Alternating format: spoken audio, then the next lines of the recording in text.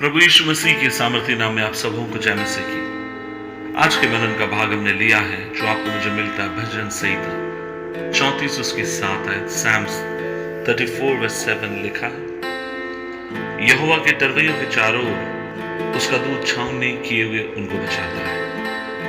अजीजों, ये समय इलेक्शन का समय चल रहा है। बड़े बड़े राजनेता, बड़े बड़े लोग कन्विंसिंग में लगे हुए, प्रचार में लगे हुए। और एक जो बात मुझे बहुत अधिक आश्चर्यचकित करती हुई है कि जितने भी बड़े नेता हो या जितने बड़े नेता अभिनेता हो, आप उनके चारों तरफ इर्द गिर्द आप कमांडोज को देख सकते हैं, आप उनके सुरक्षा कर्मियों को देख सकते हैं। और सुरक्षा कर्मी का कर्तव्य क्या है? उनका काम यह है कि उनको चारों तरफ से घेरे रहते हैं ताकि किसी भी तरीके से उनकी जिंदगी में नुकसान ना पहुंच सके। और हम इस बात को देखते हैं।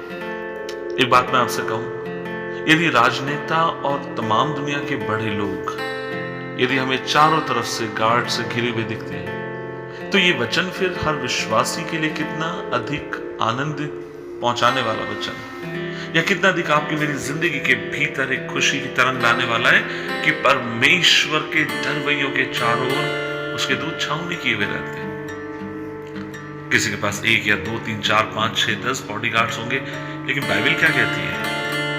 आपके मेरे चारों तरफ परमेश्वर ने छावनी को लगा के रखा है। ऐसे दूतों को परमेश्वर ने भेज दिया है। आज मैं आपसे यही कहना चाहता हूं, फिर हमें घबराने की जरूरत नहीं, हमें डरने की जरूरत नहीं, हमें इस बात के ऊपर विश्वास करने की जरूरत है। हम अकेले नहीं है, लेकिन परमेश्वर के दूत हमारे ओर है।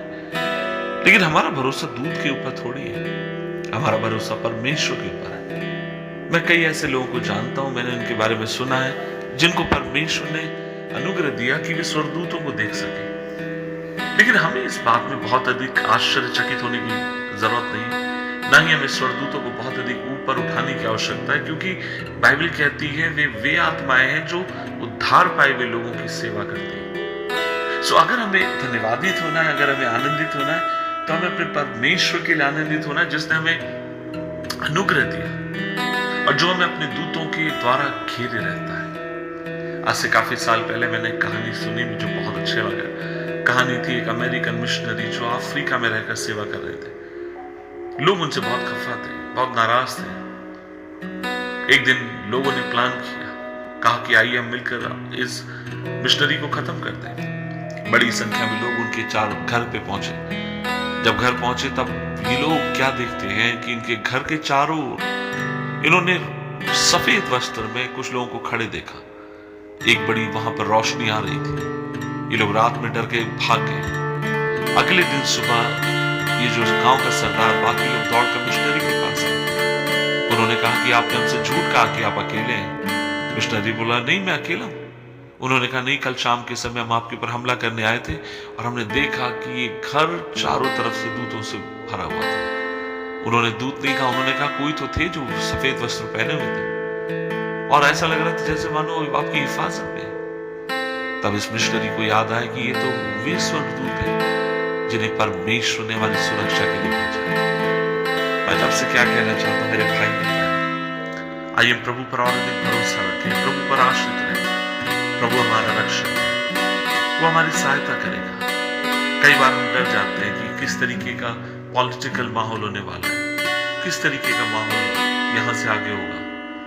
हमें डरने की जरूरत नहीं है। हमें पता है कि स्वर्ग में हमारा पिता है और धरती के ऊपर उसने हमें एक बड़ी फौज दी है जो हमें बचाने के लिए सामर्थ्य है।